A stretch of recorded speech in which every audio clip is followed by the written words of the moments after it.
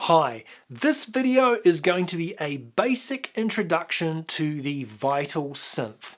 Vital Synth is a really fantastic synthesizer.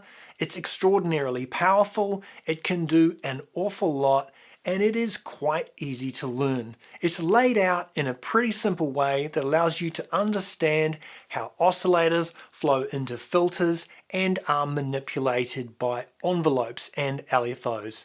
So it's a really good synthesizer as your first synth. To top it all off, it's also free, which is totally amazing.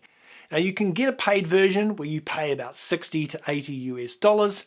It gives you a lot more presets and allows you to have unlimited use of the text to wavetable function.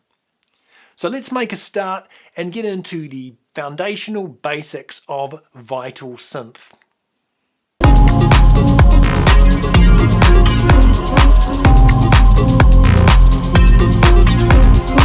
Alright, so this is the Vital synthesizer, and it's broken up into several different parts. The first section that we have is the oscillator section with 1, 2, 3 oscillators, which we can use for generating sound. The next section that we'll see is we've got a white noise section, which is also a type of sound generation that we can use as well, which often sits underneath our main synth sounds to create a more full, rich sound that will be used to generate our final sound. Then we have 1, 2 filters, which will be used for modifying our oscillators. And then over here we have a section with envelopes where we have 1, 2, 3 envelopes which we can use to modify, and then we have a section here on LFOs with 1, 2, 3, 4 low frequency oscillators that we can also use to modify our sound. On the left we've got some macros. These are programmable knobs which can be attached to a variety of different modifiers inside the synthesizer, so that, for example, when we're playing live, we can just adjust a macro and it will modify a whole bunch of features all at once. And down here we've got our pitch and mod wheels as well, and over here we have an effects section with a variety of effects. So let's get into it and we'll have a look through these features and have a bit of an exploration into what the Vital Synth can do. So if I click here on the section that says Init and I go to Basic Shapes, you'll see that immediately what pops up is a sine wave. So that's a very natural shape. That's the type of waveform that you would get if you did in fact pluck a string on a guitar. And that sounds like this. Hear how it's much more rounded than the other shape. But if I click on this little scroll bar here, you'll see that it will scroll me out through the basic shapes of waveforms. So we go from sine wave, and then we transition into a triangle wave, into a sawtooth wave, and then into a square wave. And those are the basics, and then there's other variations on the square, and kind of halfway in between triangle and sine wave. So I'll just keep playing this phrase, and as we move from sine wave to triangle wave, sawtooth wave, and square wave. So those are your basic shapes that you'd be working with, and they are the foundation stone of most of the sounds that you're going to be hearing are going to be those waveforms. So that's the fundamental there. Obviously I can change the level of that, so the volume of that. I can pan it to either side. And then we have a unison. Now unison is a feature in which you change the number of what's called voices for the waveform. So I'll just show you. I'll go back to a saw wave, and as I play the saw wave, I'm going to adjust the number of voices in here, and it goes up to about 16 voices, and you'll hear how the sound will change when I change those voices.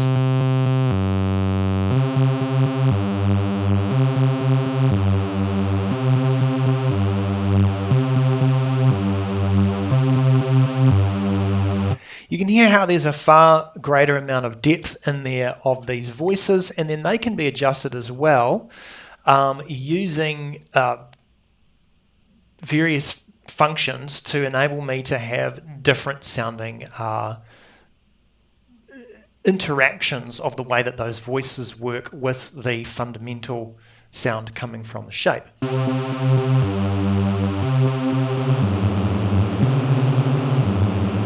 So that's as I go full 100% unison detune. Now if there's no detune, there's pretty much no difference, because each of these voices is detuned a little bit from the original, and that creates the sound. I can then go down here, I can add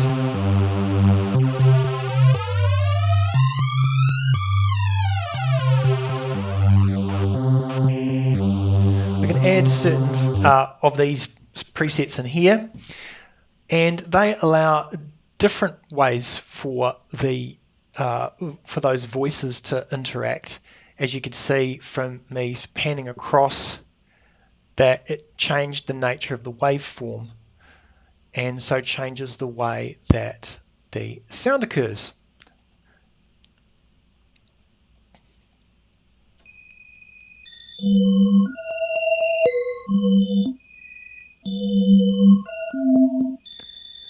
So it's all about the manipulation of the waveform, and that's really the fundamental of what you're working with in synthesis. But then what we can do is we can add in another oscillator. So that's our first oscillator. Now we add in a second oscillator. I'll go up here, I'll choose basic shapes again, and let's just have a listen as I have a triangle, a saw wave interacting with a sine wave. And then as I change this,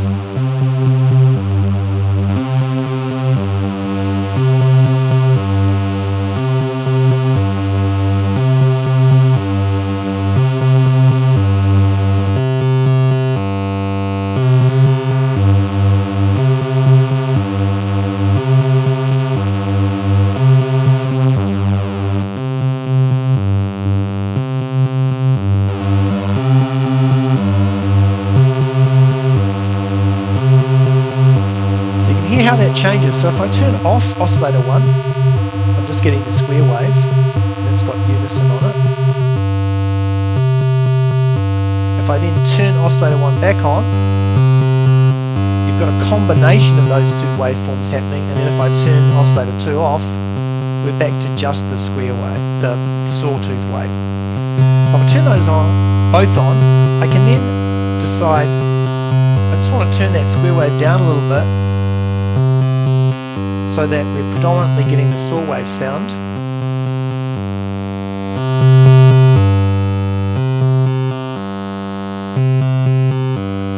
And there I've got a couple of oscillators working. So the next step would be that I am able to filter those oscillators through a filter. And we've got two filters here. And what you just need to check is to make sure that the actual oscillator is going into this filter. So you check here and you can see that this is set up to go to filter 1. It can be set up to go to both filters or filter 2 or to go directly to the effects in here, but it's set for filter 1 and that's what we want. Now I'll just turn oscillator 2 off so that you can hear what happens when I run our first oscillator with our sawtooth wave through a filter. I'll just play that. That sounds pretty quiet, right? And as I adjust this, which is the cutoff, now we're getting the full sound again. We're back down here, not much sound. And I can flip this around. So if I go up here and I adjust this, so that filter is going the other way,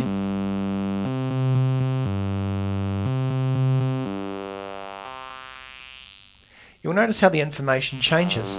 So let me explain what's going on in here as I just adjust that back. When you hear sound, human beings can hear sound between 20 hertz and 20,000 hertz. I'll just play something. You won't be able to hear it, but I'll just play it and it'll give you an idea about how the sound is coming through on this frequency chart here. So what we have is at the low end is we've got our bass, very, very low sounds down here. At the high end, we've got our very high tweeter style sounds up here. So these will be things like cymbals and very high parts of trumpets and synthesizers and so on.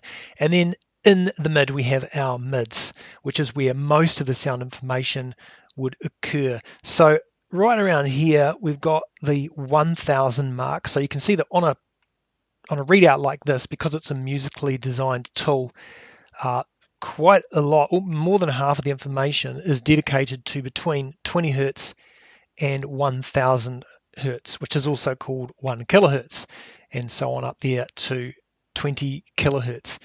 So that is roughly the range of human hearing, 20 hertz to 20 kilohertz.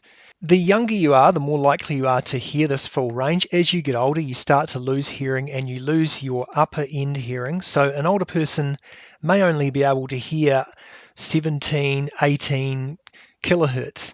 If you have a dog, your dog can probably hear quite a bit higher than 20 kilohertz.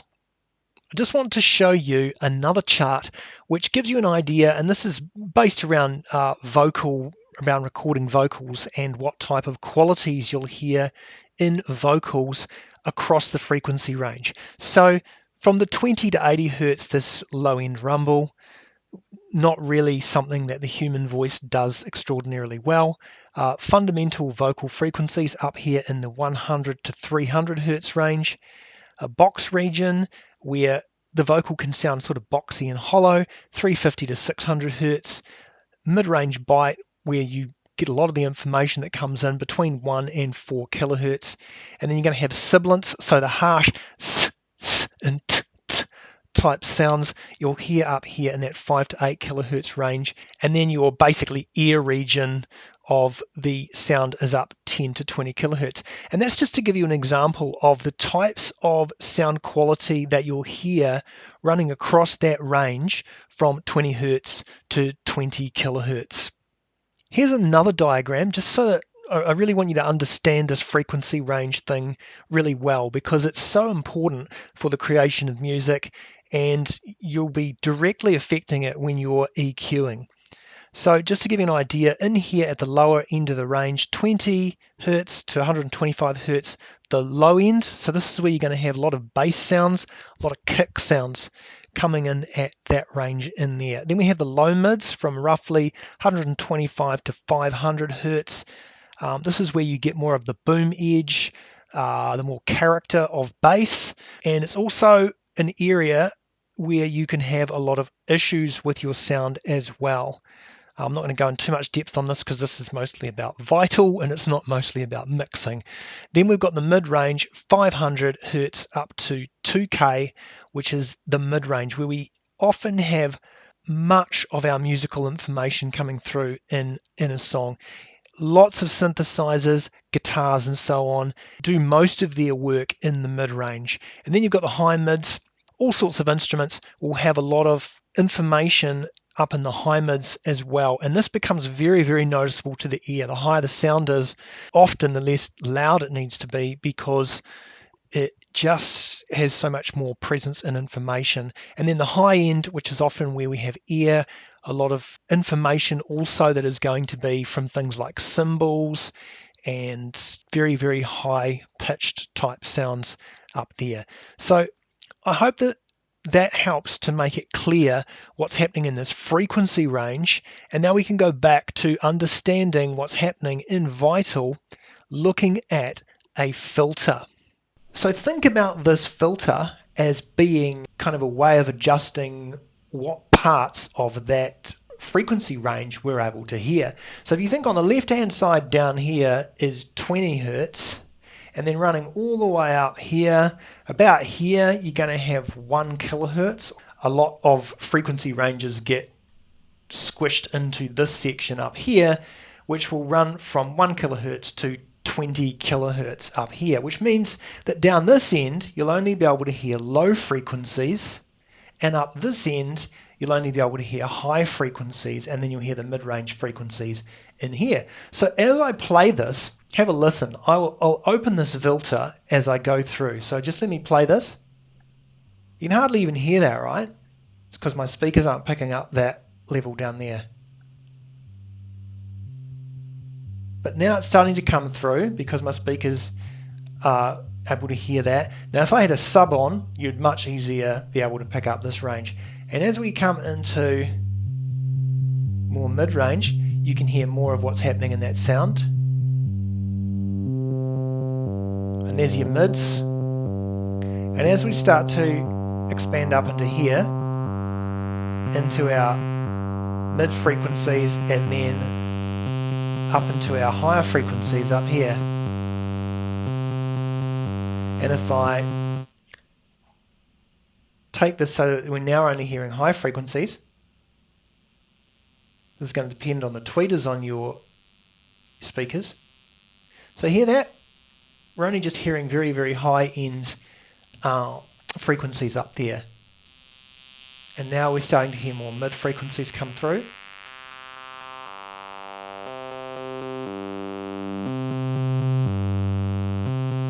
And then the lower frequencies. So that is what a filter does. A filter filters the frequencies of this sound that you're hearing here.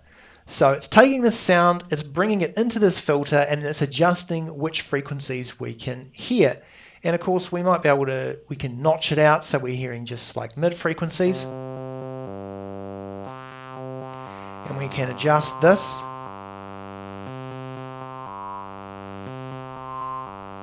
To adjust the waveform like that. So that allows us to alter the sound in that way. And of course, an important thing to remember is that we can automate most of these parameters. So I'm able to automate a filter to adjust how much of the sound that it's going to bring through. To adjust that, we use another type of oscillator, this time called an LFO, or a low frequency oscillator.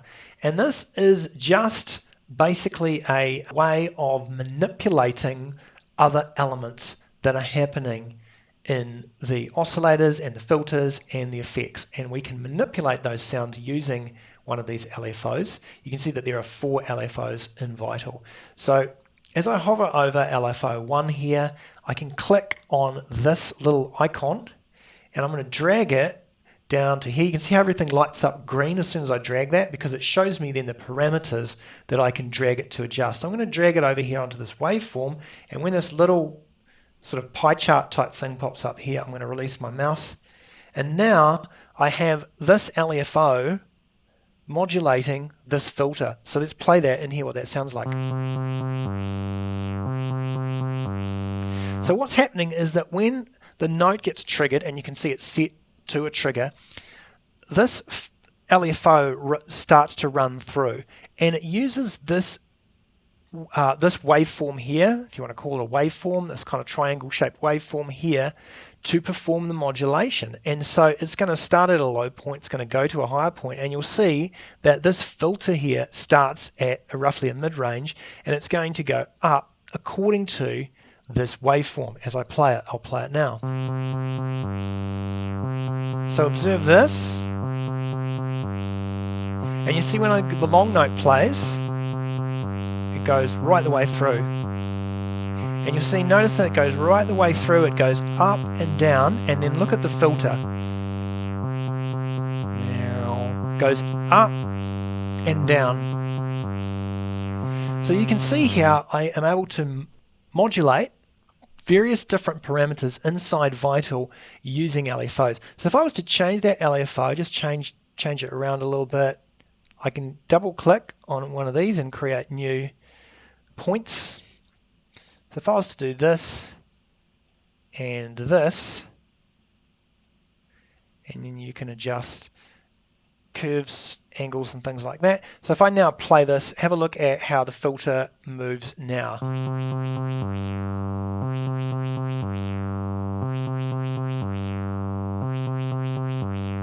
So once again, it's still modulating the filter according to the waveform, but the waveform has changed.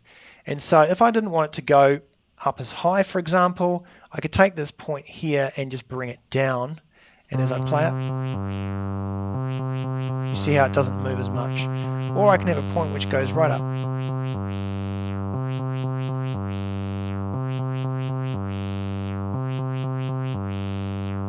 And so that's how we're able to use automation to modulate elements inside of Vital. So let's just jump to the next section that we haven't looked at, and that is the envelopes. There's 3 envelopes inside Vital. I'm going to turn this filter off just so you don't get confused here.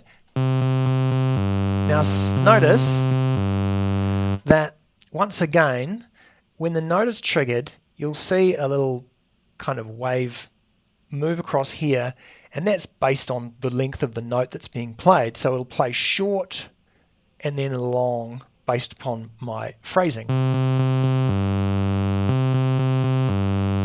And this envelope is determining the kind of volume and attack and release that the notes have as they're being played. So if I adjust this, notice the difference in how the sound comes across. I get much more of a plucky sound. And notice how my long note doesn't sound all that much, it just kind of fades out.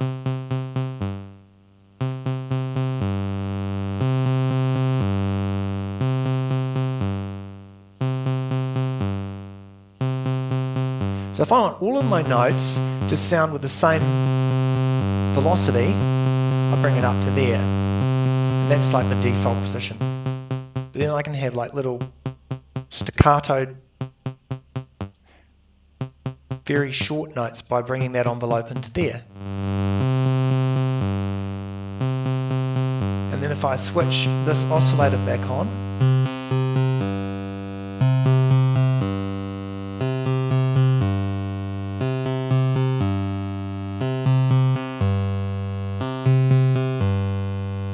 and then switch this filter back on,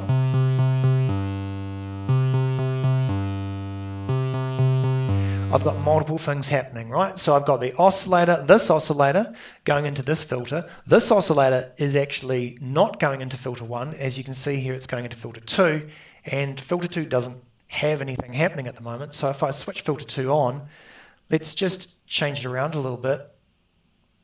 Maybe change it like that, and then I'll just turn this off so you can hear what it's doing.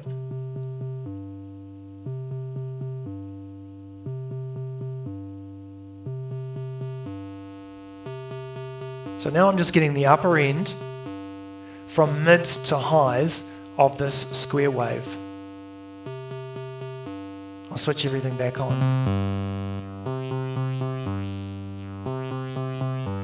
And you can hear how you can start to mold and shape sounds using these various oscillators, filters, and envelopes.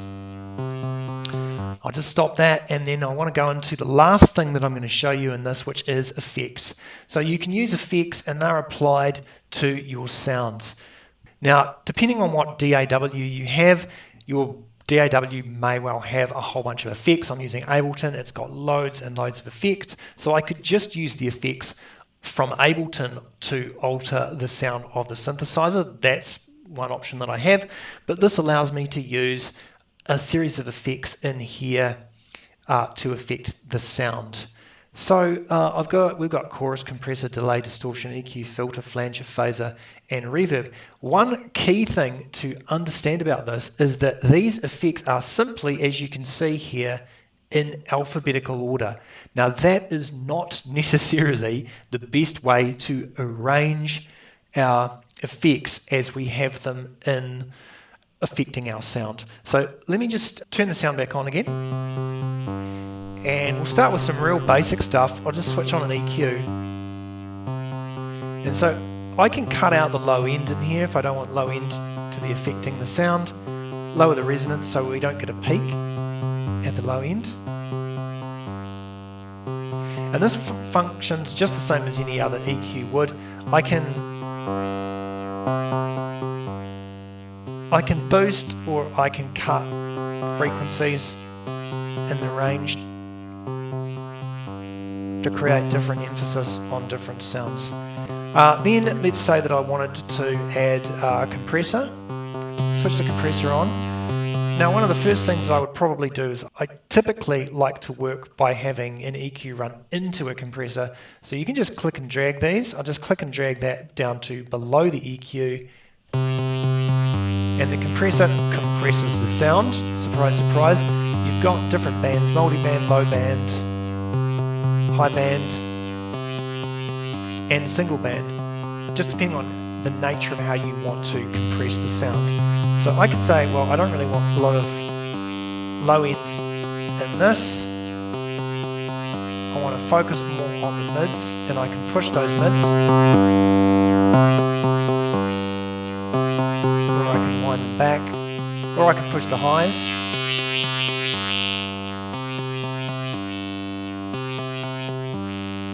Wind those back. So you can use a compressor. Other thing I might want is a distortion unit. I'm going to want my distortion unit to follow my compressor typically. Or sometimes you might want your distortion unit to feed into your compressor. Just depends on what you're going for. This is a pretty basic distortion unit. It's nothing flash. It's got different clip envelopes. And I can adjust the drive.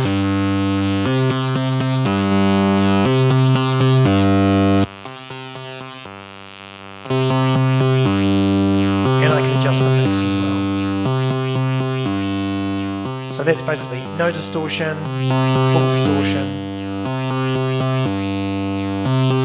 full drive, pretty much no drive. And then we have other time adjusting effects that you are hopefully pretty familiar with. Chorus, delay, flanger, phaser, reverb. And you can add any number of those that you want. You can drag the chain and adjust the position of them. If I want a delay on here, I can adjust the tempo of that.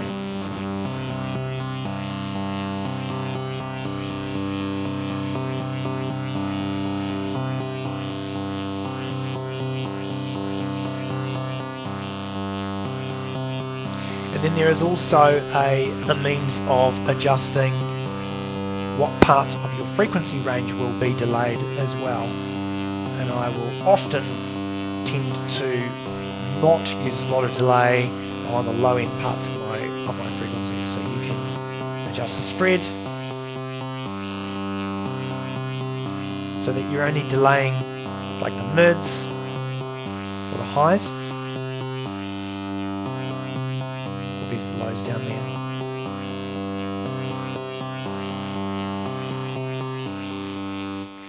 Alright, and you've got things like reverb as well. So through the combination of using your oscillators, your filters, your envelopes, your LFOs, and your effects, you can create all sorts of different sounds using Vital.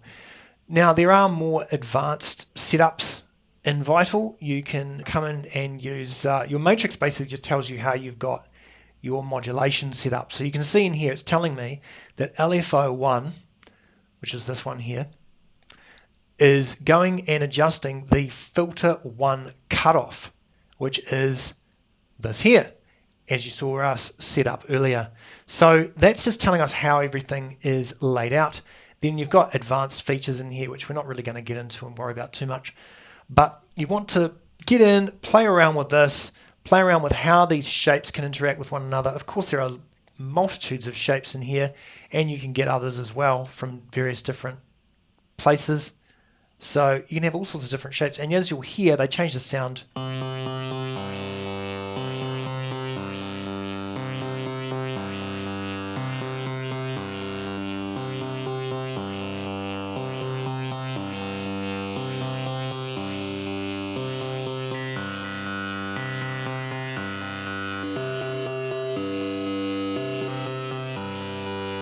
And each one of those can also be adjusted.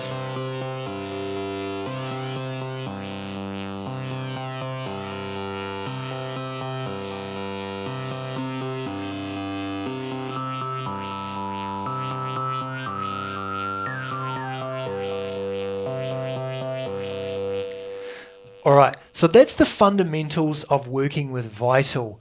If you've got any questions, just put them down below.